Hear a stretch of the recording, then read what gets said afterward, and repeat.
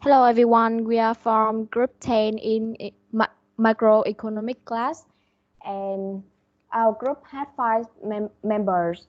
My name is Phạm Thị Kim Tha and next we have Trương Hoàng Phụng Thi, Đỗ Trần Khánh Linh, Huỳnh Kim Ngân and Vũ Ngọc Thạch.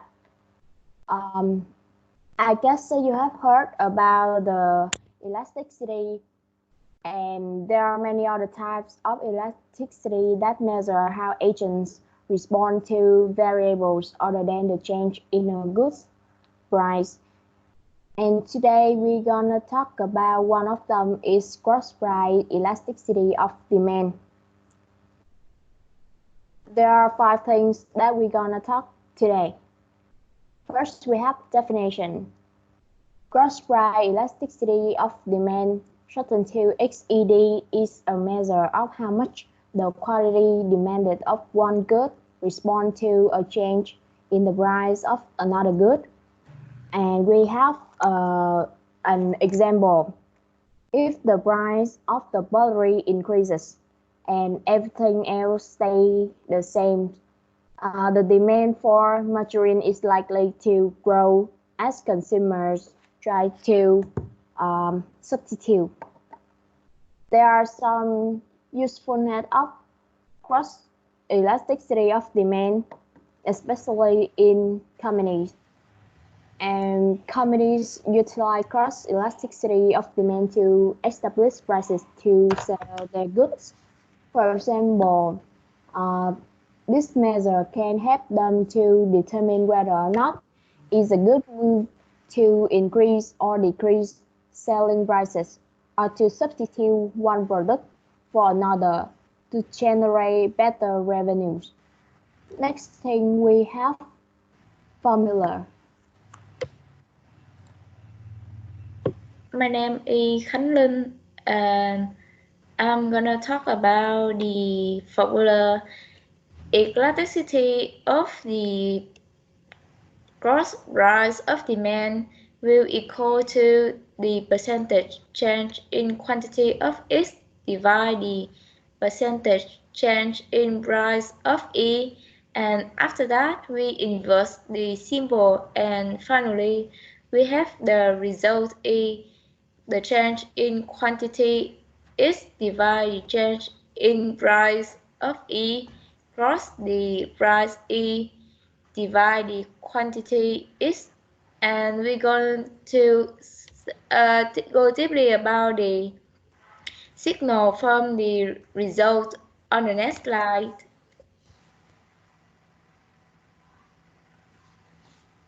As we had studied before, the substitute good happen when the change in price good from up price is increase, and it will lead to the change in quantity E increase, and the result will be positive. So they are a signal for us to recognize that it is a substitute good. And similarly to the complement good, if the price is increased, it will lead to the change in quantity E fall, and we have the result E negative. So that is a signal for us to recognize that is a complement good. And moreover, there is special situation that the change in price is increase or decrease, but the quantity E doesn't change, and so there is zero, and the result is zero because zero divide positive or negative figure, it will be a zero result. So we can recognize it's an unrelated relationship. Hello everyone, my name is Huỳnh Kim Ngân, and now I will introduce three types of cross elasticity of demand. So the first one is positive cross elasticity of demand. The result of XAD is greater than 0. This happens when two goods are substitutes of each other. Secondly, negative cross elasticity of demand. This means XED is less than 0, and this happens when two goods are complements. And finally, when the result of calculation is equal 0, we have 0 cross elasticity of demand, and this appears when two goods are unrelated to each other. So now I will clarify more about three types of cross-price elasticity of demand through three examples in the next slide. 1. Positive cross-price elasticity of demand. For instance, if the price of Pepsi-Cola increased 10%, the demand for Coca-Cola increased by 25%. Then the cross elasticity of Pepsi with respect to Coca-Cola is plus 2.5. And this is the positive values. When the price of Pepsi rises, the demand for Coca-Cola, a substitute, also rises. Number 2, negative cross-price elasticity of demand. For example, if the demand for motor vehicle falls by 2%, following a 20% rise in the price of motor insurance, the XED of motor vehicle with respect to motor insurance is minus 0.1. And this is negative values when goods are identified as complementary. And lastly, zero cross-price elasticity of demand. This is the effect of changes in taxi fares on the market's demand for cheese. The value here is 0 because obviously we can see that taxi fares and cheese are two unrelated goods. Okay, so my name is Ngọc Thạch, and I will talk about some examples. And I think these examples can cover the basic of the three types of cross elasticities above. So in the example 1, we can see that the quantity demand for the product A had increased by 12% in response to 50% increase in price of product B. Calculate the cross elasticity of demand and tell whether the product A is A, apples and orange, or B, cars and gas. So the cross elasticities of demands is we use the change, we divide the change in the price of product A to the change in the price of product B is 12% divided to 50%, and we got the 0.67, and that is a positive, so it should be substitute good, just like apples and orange. So on the example 2, in order to reduce the amount of drug usage, the government increased the price of cigarettes from 20,000 Vietnam dong to 60,000 Vietnam dong. After a while, there is a way that the amount of heroin used per day decreased from 2 tons per day to 800 kilograms per day. So why this increase in the price effective? So we can see that the percentage increase in the price of cigar is 600. No, there's a wrong. There's something wrong. There's a wrong in the number, so it should be like 60 minus 20, and we divide to the middle point of the price. It's the 600 plus 20. 60 plus 20 divided to 2, and it should be around 400.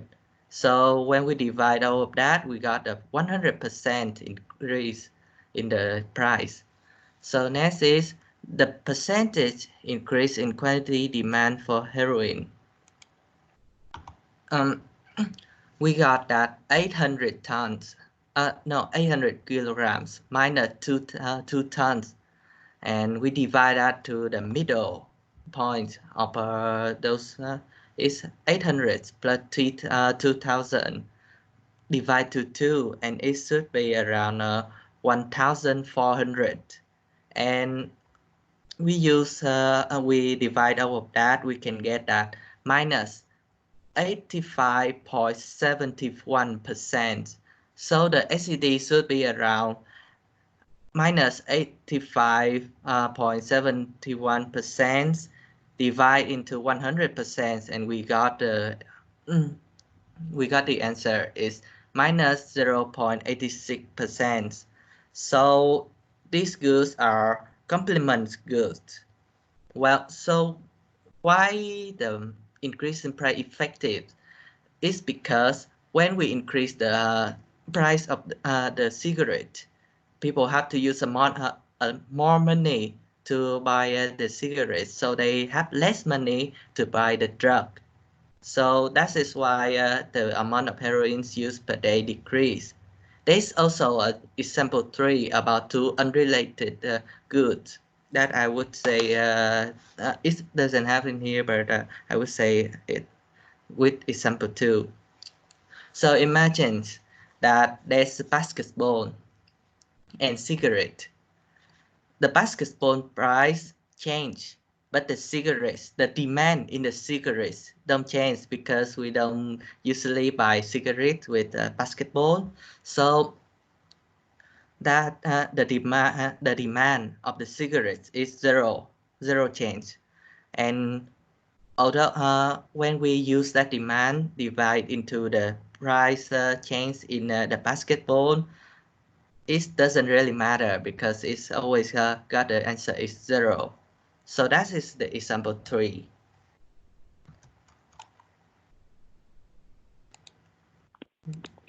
My name is T, and I'm gonna talk about the usage in real life.